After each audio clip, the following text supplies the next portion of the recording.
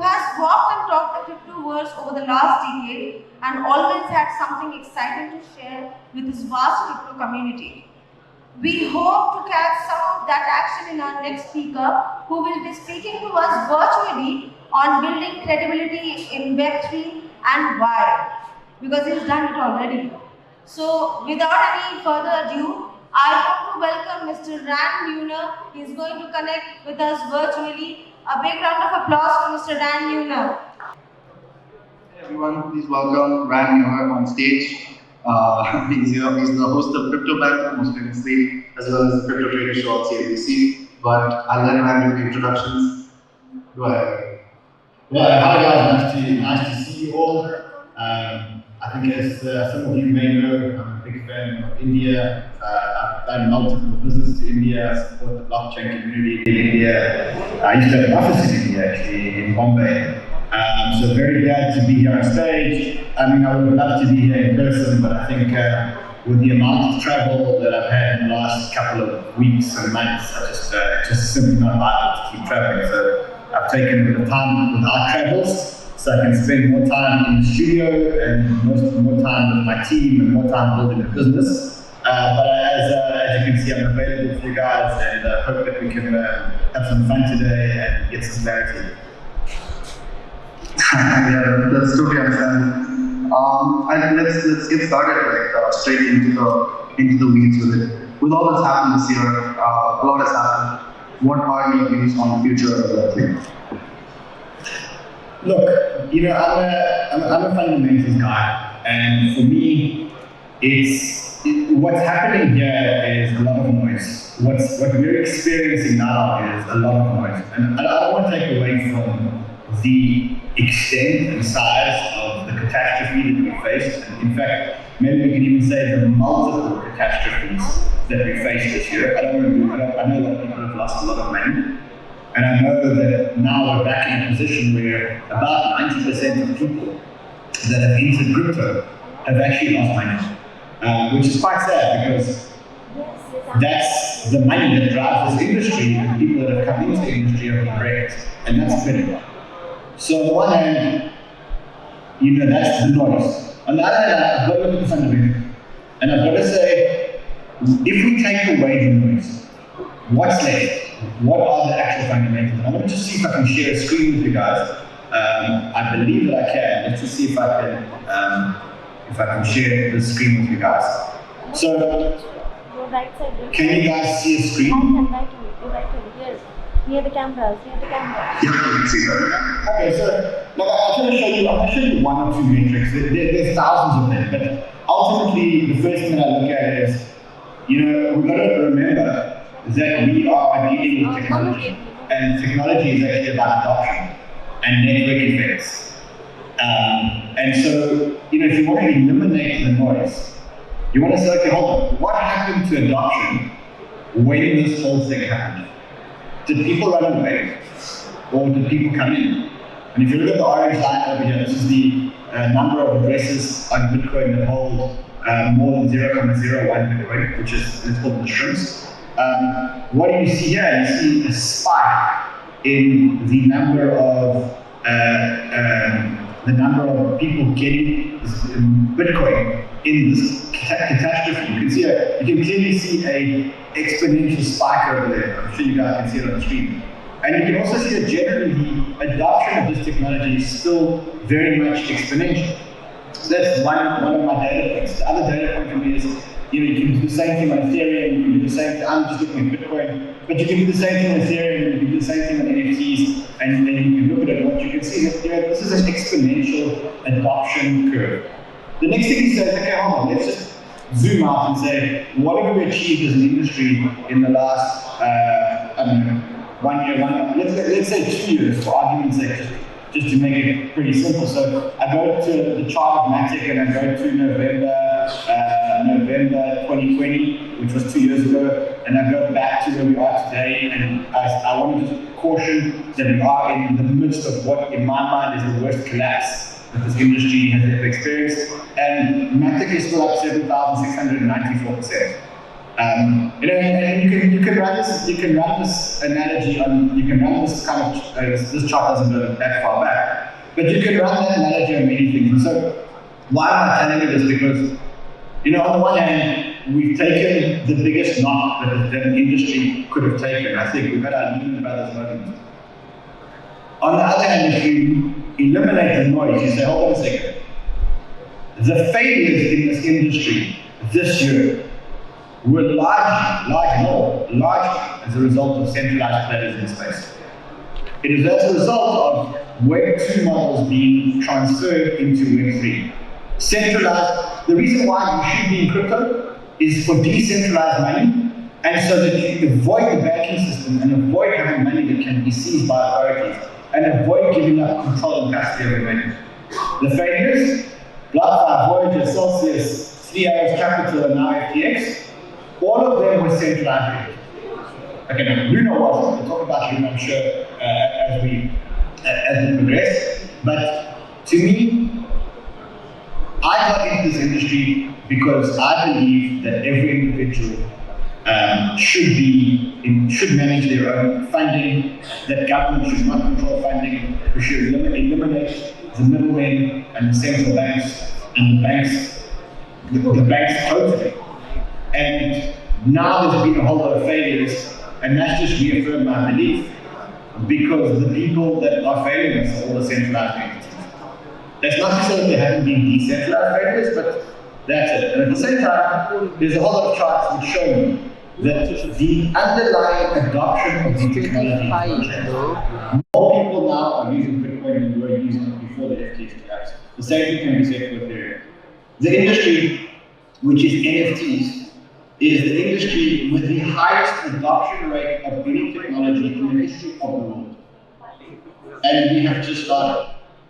It's an industry that is one year old. And that industry is the fastest spreading industry in the world. So, with that in mind, this is a setback. It's a lesson to all of us that we shouldn't be centralizing in the decentralized world, and that if you do, you will be punished. And it doesn't change the fundamentals of the industry. The reason why I got in here is the same reason why I'm staying here. And as I tweeted this morning, I said, look, even after what's happening in this industry, even after everything we've been through, can you imagine an industry that is even 50% as exciting to be in as the industry is crypto? I'm here, I'm staying. No, that definitely makes a lot of sense. I truly believe that maybe we can push crypto into the true mainstream is by developing technology to an extent where no one can control it. But yeah, moving on to the next point, which was, so in the crypto industry, we have this habit of latching onto individuals, these golden boys in the industry, if you will. So with what's happened with Joe and SBF, how do you think the crypto industry is going to change moving forward? Will we always follow these golden boys, or will we learn from our mistakes? Look, I think that following golden boys is not very different from traditional finance. Like if you think about following Jeff Bezos, following Elon Musk, not very different.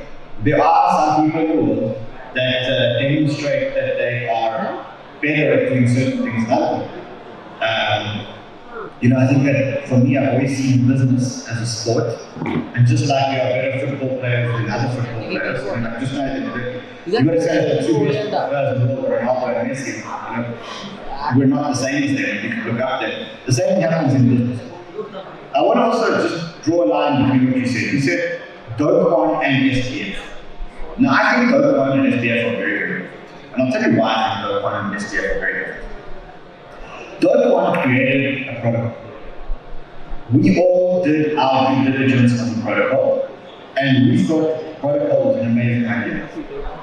There were some flaws in the protocol, but we all thought that if the adoption of the protocol becomes big enough, the protocol is too big to fail. Unfortunately, the protocol was attacked. And while it was attacked, it exposed certain issues with the protocol. With that said, I don't think that Dokon did anything wrong. In fact, I think that we should celebrate Dokon. Because if you want to change the world, it means that you're going to take a lot of risks. and you got to build cool shit that nobody else has ever built. And 99% of the time, that cool shit is going to fail. The 1% of the time that cool shit succeeds, that cool shit will change the world. How many times do people try and create electric cars and failed until eventually Tesla came up with a model that actually worked? Tesla wasn't the first electric car manufacturer, it was just the first one to actually get it to work. There were multiple that fell along the way. So I think when it came to Do Kwon, until I see anything to the contrary, I've got to assume that Neuner was just a failed experiment. An experiment that got a whole lot of traction that could have changed the world if it actually worked, but unfortunately failed along the way. And I think that it's very sad that Do Kwon is being attacked, and I think it's very sad that Do Kwon is in the run. If he is in the run, I think it's very sad because we shouldn't criminalize failed experiments. We shouldn't criminalize people attempting to change the world and failing. Because if we do that, then we are disincentivizing people from taking the required risks to change the world. And if we do that, we just won't progress. And specifically in technology, which is so progressive and has the potential to disrupt so many industries in the world and has already disrupted so many industries in the world. The last thing that you want to do is to disencourage people that are experimenting in the industry. And so I think you cannot put Do Kwon and SPF in the same kettle of fish. SPF, if all these allegations are true, and I mean the unchained evidence is kind of overwhelming, SPF is probably a fraudster. He's probably a scammer. And again, the way I see Do Kwon was just a guy that created something that promised to change the world. It got a lot of traction, but it collapsed. FTX was negligence. FTX was criminal. FTX was backdoors into technology. FTX was lying to consumers about how you're using their funds. I would be very surprised if SPF lands up not going to prison. And I would be very sad if Do Kwon actually ended up going to prison. Because I think that those are very different. And I think there will continue to be golden boys in every industry, just like we've had in our industry and every other industry. And I think what we've learned as an industry is if people climb too high, too fast, too young, and too soon, they will fall. I've seen it over and over again. And in fact, specifically in our community and in our research calls that we have with our office, with our researchers every morning, there was a time when people said, look, you've got to invest in FTX. And I said, I'm not investing any money in FTX. In fact, I'm selling my FTX, my FTT. Why? Because where else was a 29-year-old supposed to go after he created $100 billion in value? There's just nowhere I can, and the probabilities are more that everything is going to go down. This is before I knew what I knew about FTX. Then later on, we started getting information. A lot of people started to approach us with information. And there's a big risk in exposing information about a big player like SPF. The risk is that if they don't like what you say, they can hit you with huge legal and defamation lawsuits. And the richer and bigger they are, the scarier it is to call them out, as you can imagine. And so when we got a lot of information, we never wanted to be the people that break the information. Because if, just in case FTX wasn't insolvent, just in case the information that we got was wrong, it would have been a bad mistake to expose them, because what would have happened is they would have landed up suing us and suing us for damages. But then we got to a point where it just felt like we knew that this thing is a house of cards. And using a risk-reward calculation in my head, I tweeted, I said, get your money off FTX. This is financial advice. When I did that, I was threatened by, in fact, I'm not going to mention names, but I was threatened by big funds, and I was threatened legally by a lot of people. And they encouraged me very, very strongly to take down my tweet, because they accused me of causing a bank run on FTX. And then, they said, you can be liable for all the damages created by the banker. And at the time, I really thought of removing the tweet. And my lawyer said to me, don't remove the tweet because we have some footage of STF saying that not your keys, not your coins, and that it's not a great idea of leaving your money on exchanges. And so they said, look, if ever we get taken to task, we can always say, look, the founder of FTX says exactly the same thing, why you sue us? And so we left the tweet up.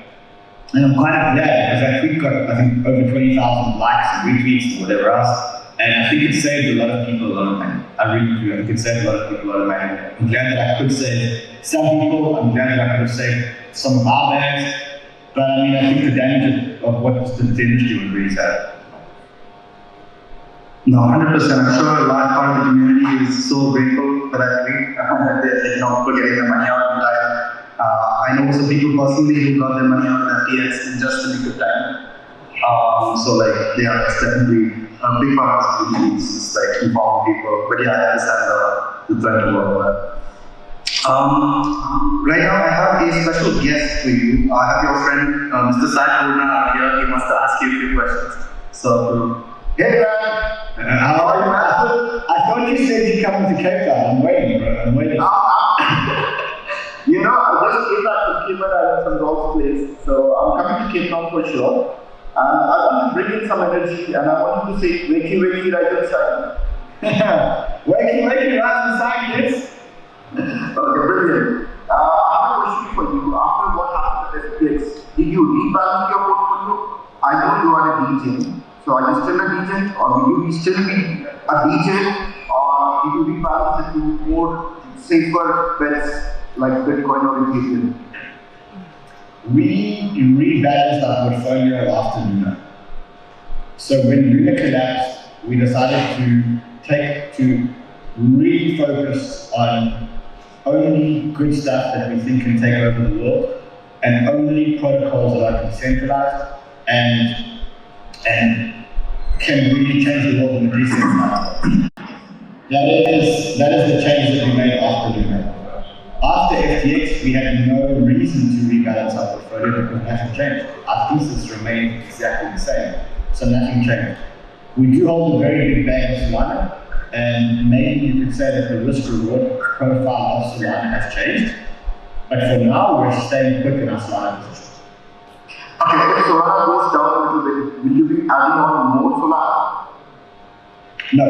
Why? Because we're overexposed now. We had a big position in Solana, which obviously halved in value. We're now overexposed to Solana. We looked at the risk-reward profile of Solana right now. We think that right now it's cheap because it's at peak FUD. And ultimately, what I said to my analysts was, if you want to sell the Solana position, that's cool, let's sell it. But where do you want to put the money? And it's got to be a layer one. If you're going to trade out of a layer one, you're going to trade into a layer one or layer two. And so they said, okay, well, these are the options. Aptos, Matic, Cardano, those were effectively, or near protocol. We have too much near protocol in our portfolio, so we're not putting any more money into near protocol.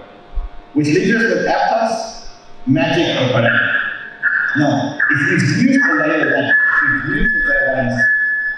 and you compare them to using the layer, if you compare that to, like, example, using Solana to using Matic, Solana is a much better experience in terms of speed and cost than Matic. Matic is a great experience. Solana is just a better experience. Also, Matic is at the top of its cycle, and Solana is now, at peak FUD. It just doesn't feel right to sell something at peak FUD when you still believe in the long-term thesis. You just think that the long-term thesis has taken a step back, so to speak. And so we decided to stay in Solana. Brilliant, and I'll put you back to my phone. So, sure. Just continuing on the same sort of point. So when the media plays such a big role in crypto, do you think we should be paying more attention to how projects are promoted? Like CZ announced and canceled the acquisition of FTX on Twitter. Should there be controls on how this information is released, or is this just an inevitable part of how how decentralized communities function? I think that if you've noticed the coverage of the FTX saga, specifically in the last week since it happened, and you look at the article that the New York Times wrote, and you look at the article that the Wall Street Journal wrote, and you look at all the articles that the one that Forbes wrote about Caroline, you realize that you absolutely can't trust the mainstream media. I think if anything, the mainstream media has proven that they are protecting, in this case, Sam Bankman-Fried and Caroline, and you can kind of read between the lines that the reason why they're being protected is because they're part of the inner circle, because they donate so much money to the Democrats. And you kind of now realize that the mainstream media are politically controlled. Which means that you can't trust the mainstream media. So who do you trust? Well, you got to start getting your news from people that you trust on social media. I think that the fact that Elon has bought Twitter has liberated influencers and journalists to be able to tell the truth. On YouTube, you can't really tell the truth 100%, because if you do, there's a big chance that your channel will get removed. So we made a video exposing a whole lot of media players and a whole lot of internal political players. We left the video on for 23.5 hours because we know that that's YouTube response times. And we then removed the video before they could remove the video. And because if they remove the video, they can actually remove the channel in the process. And so I think that Twitter becomes your go-to place for news, and I think more specifically today, Twitter Spaces becomes your preferred news outlet, because that's news coming from the people, and then you just got to choose which people you actually trust, and then do your due diligence. But I think trusting mainstream is a big problem. I don't think you can trust mainstream media anymore. Yeah, that makes a lot of sense. I feel like media is heavily incentivized, especially financial media. I actually have a question from the audience here, asking you to compare the 2022 macro with the war and pandemic compared to the dot-com crash of 2003. Like, how, if you were to compare them, what are the similarities? What are the differences? What are your thoughts? So, every technological cycle has the same hype cycle. You've seen it a million times. It's that Wall Street chart that goes up, down, and slowly back up. In crypto, we've had up, down, up, down, up, down, and then hopefully slowly back up. The difference between the dot-com and today is the dot-com never had the internet. We didn't have social media. The speed at which we got information, there was imperfect information. And it took the NASDAQ 15 years to recover from the dot-com collapse. I don't think that that's going to happen now. I think that, I think they'll bring inflation under control within 6 to 12 months. And then, let's continue moving forward with the macro. So I think it's like, you've got to endure another 6 to 12 months of pain. And that is macro and crypto at the same time. And then from that point on, it's smooth sailing. So kind of like hanging there, take your bets, place, it's like a leg table between the first spin and the second spin. Like you get a chance to, replace your bets, replenish all your chips, put your chips in the right numbers, on the right protocols, and then from that point on, you wait for the next spin of the roulette wheel to see whether you placed your numbers correctly. Makes sense. One more question for you. This is from me. As crypto gets more complicated, it becomes harder and harder to make it understandable for newbies. But there's also the risk of making it too simple, which it makes newer investors much more vulnerable to things like scams. So, is there a middle ground? Where is it? What are your thoughts? So, a lot of people make crypto very complicated, and they look at the technology, and they look at the, how many transactions per second, and how is the consensus achieved, and stuff like that. And I guess that, if you've got that skill, then that's not a bad way to look at investments. But the reality is that crypto can actually be really, really, really simplified if you wanted to. You just got to look at it through different eyes. And the way I like to look at crypto is I like to look at crypto as networks. A network is defined as an infrastructure or an ecosystem where every additional user that joins the ecosystem adds value to the network exponentially. So the best example of a network that I think we can talk about is the WhatsApp network, telecommunications network. If there are two people on the network, the number of calls that network can make is I can call you and you can call me, that's 2 calls. But if we add a third person to the network, now all of a sudden the number of calls goes up to 6 because I can call you, you can call me, you can call the third person, he can call you, and I can call the third person, the third person can call me. So that's 6 calls. Which means that by adding one person to our network, we've increased the value of the network exponentially from 2 calls to 6 calls. And so the number continues to go up exponentially. That is what you call network effect. Any protocol in the world that has network effect, and there's multiple of these, Facebook, Instagram, WhatsApp, Uber, Amazon, Google, they all have one thing in common. They're all networks. Amazon is a retail network. The more people that order from the network, the more delivery trucks that Amazon has on the road, the more vendors that go to Amazon, therefore, the more people use it. Same thing with Uber.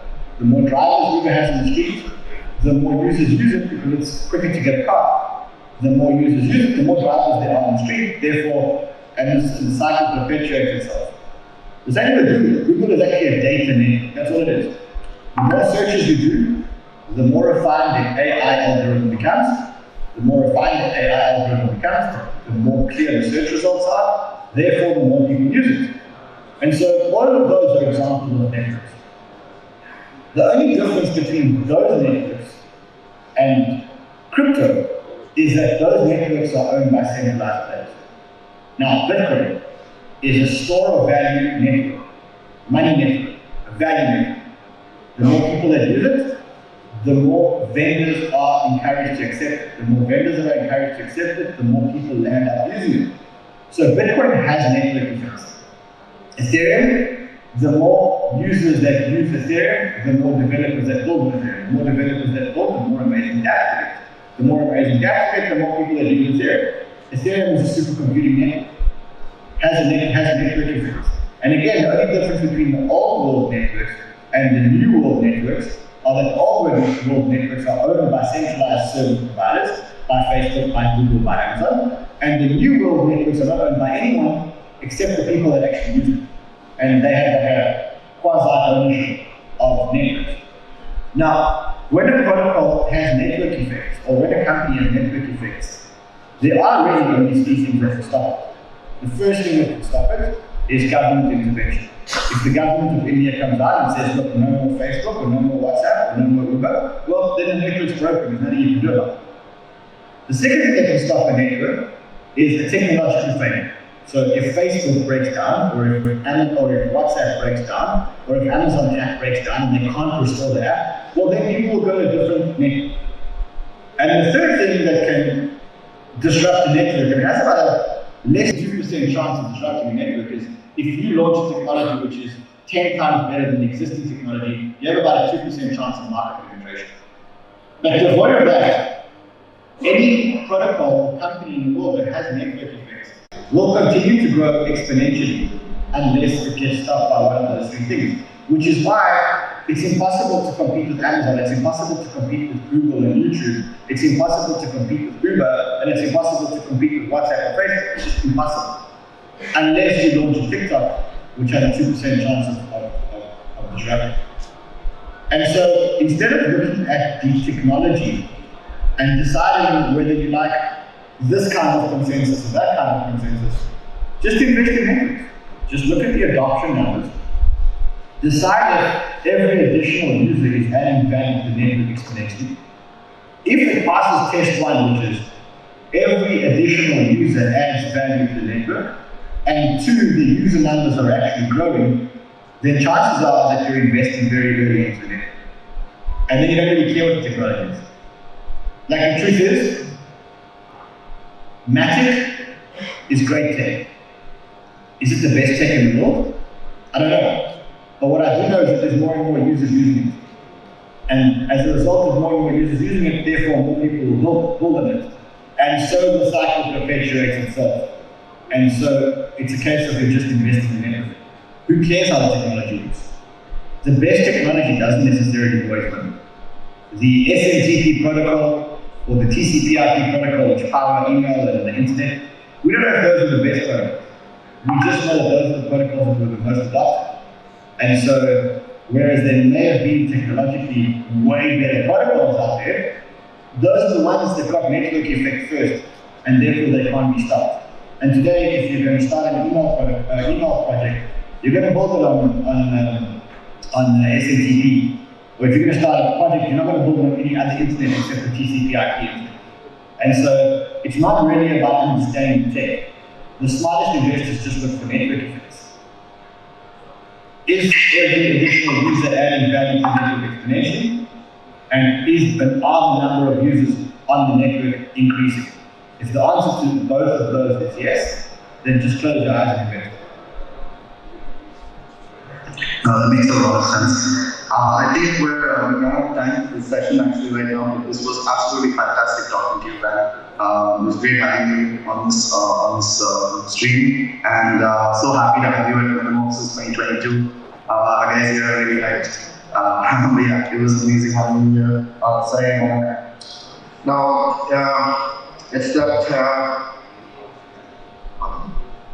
Okay, so it's a great pleasure to having you, and we love your conversation. And we can take this for at least one more hour. We have a time constraint, so maybe we'll bother you again and again for India. So there are a lot of events going on in India. So I'll tell everyone that RAM is very easily approachable, and crypto. We all have to make CryptoBanter much more popular in India. And we will see by next year we have probably 1.4 billion people in India. So we want this true adoption to come in, and CryptoBanter's YouTube channel will also explode. Yeah, as I said, I love India. I would love to be the person who just, I've done 12 trips in the last 3 months, 12 international trips in the last 3 months. It's just too much. But if there's anything going on in India, anytime after the 1st of January, you can count me in, I'll be there. We'll make sure to give you a call. Thank you so much. Much love. Yeah, you too, man. Let's get it. How did you all like the experience and the information that has been shared? Can we have some round of applause?